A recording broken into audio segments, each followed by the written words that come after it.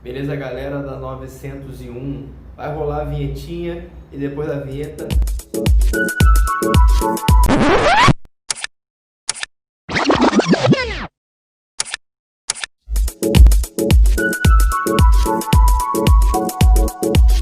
Hoje o papo é cabeça, beleza? Tamo junto. Aí, galera, isso vai estar no livro de vocês, no módulo 3, dando continuidade ao que a gente já tá vendo. Vou só abrir o meu livro aqui no módulo 3. Módulo 3. Nas páginas 338, 339, beleza?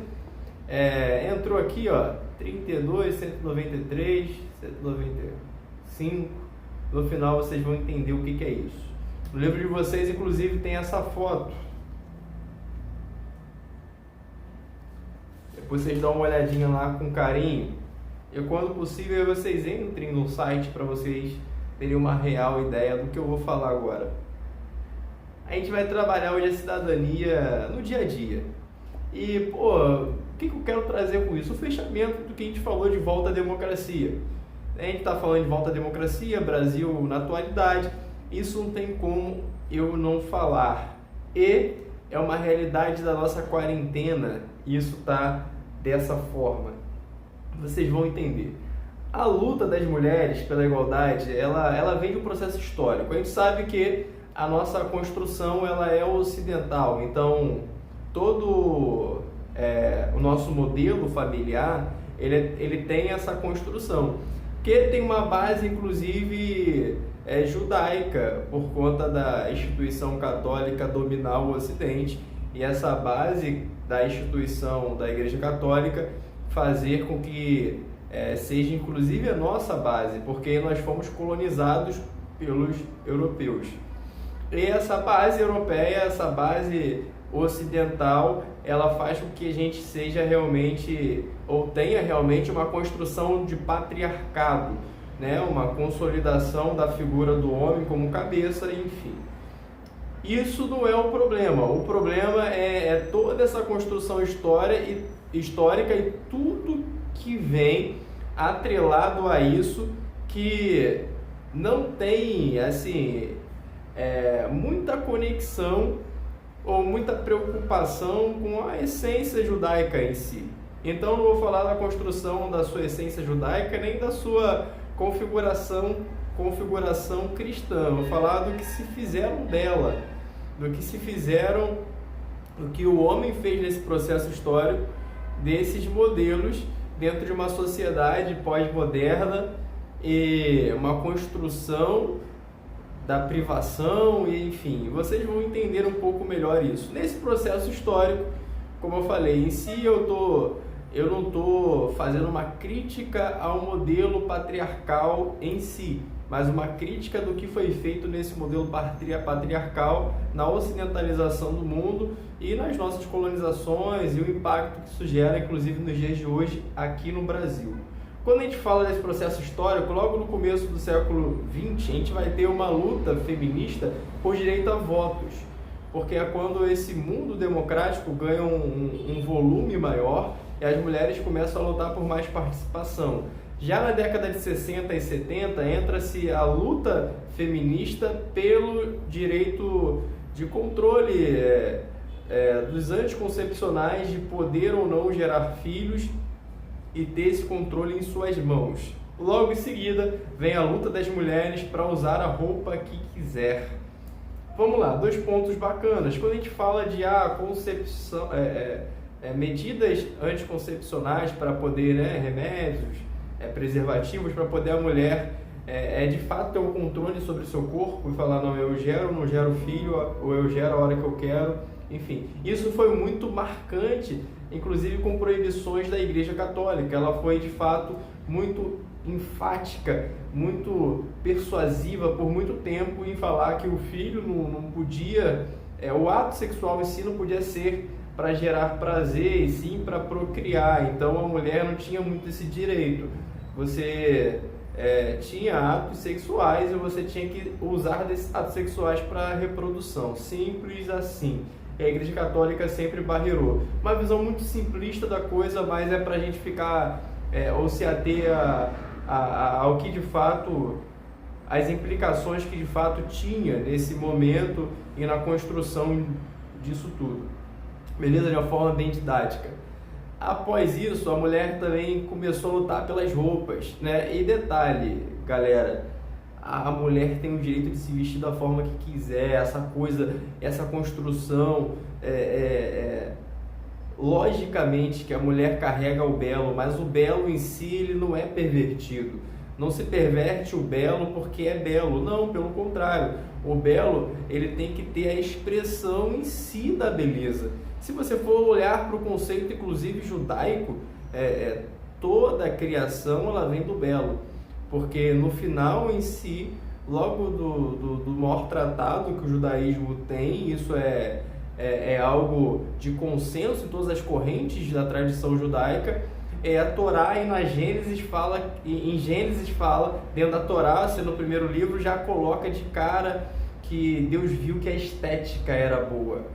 E tendo feito Deus tudo, ele viu que era bom. Em todas as construções de Deus, ele vê que é bom, ele vê que é bom, ele vê que é belo, que tem uma estética boa. E a construção do belo em si, ela não é ruim, o problema é perverter esse belo. A mulher, ela faz parte dessa construção e naturalmente é belo. O problema é quando a gente leva o belo para aquilo que é pervertido, inversão de coisas. Então parece que a mulher, ela se vestir de um jeito ou de outro é vulgar, e esse belo, ele se torna, dentro da vulgaridade, um caminho para você ser na verdade, nem os homens das cavernas, eles tinham essa prerrogativa, né? Acho que eu estaria difamando eles, falando mal, se eu colocasse um cara que faz disso algo natural e comum, como o homem da caverna. Na verdade, o homem da caverna, ele ficaria meio chateado, porque eu estaria difamando ele. E isso é construção de pessoas realmente desprovidas de um pingo de reflexão, enfim.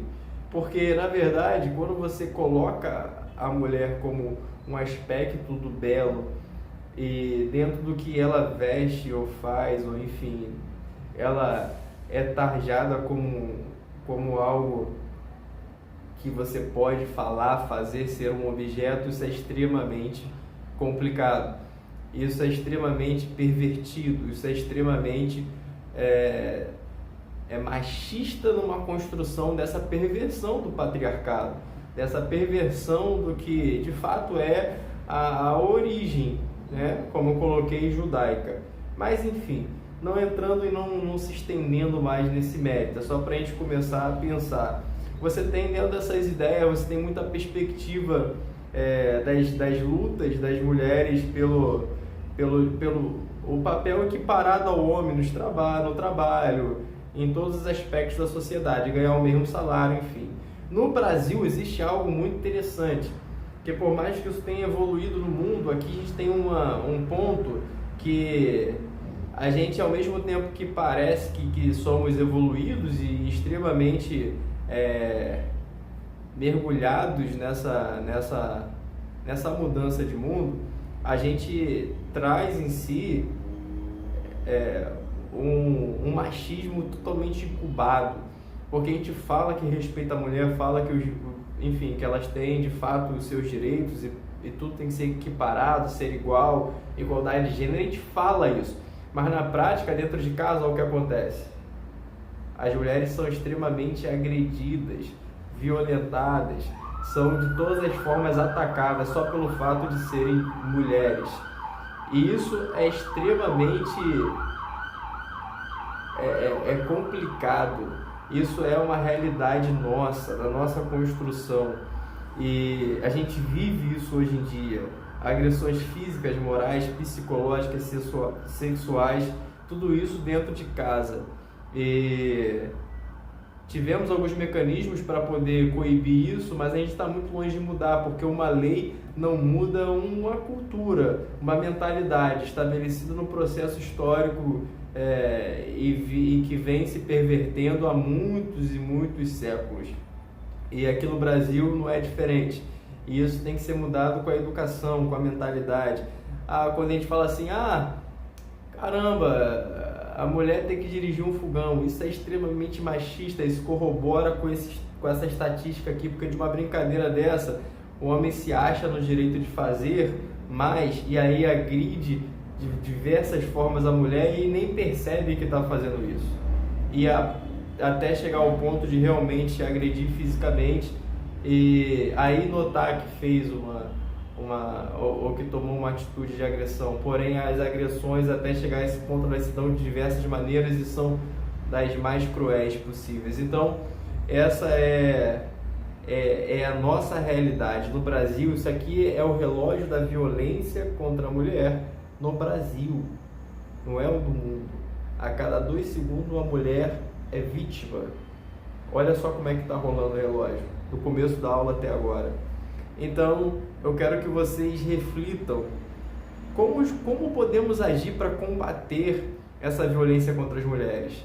Primeiro, reparando em nós mesmos, homens e mulheres, porque a gente dá voz a algumas coisas que a gente nem nota que está fazendo, como eu disse, de forma sutil, porque é cultural. A gente carrega isso, infelizmente, então a gente tem que começar a dar um basta nisso, a parar. E parte da gente refletindo e pensando nas coisas que até então eram normais, mas peraí, será que é tão normal assim? Será que eu não estou sendo um agressor? Então a gente tem que pensar nisso, beleza? Eu quero que vocês façam a atividade da 339, 3 atividadezinhas e vai contar como atividade avaliativa, beleza? Tamo junto, é só para refletir e pensar. Até a próxima.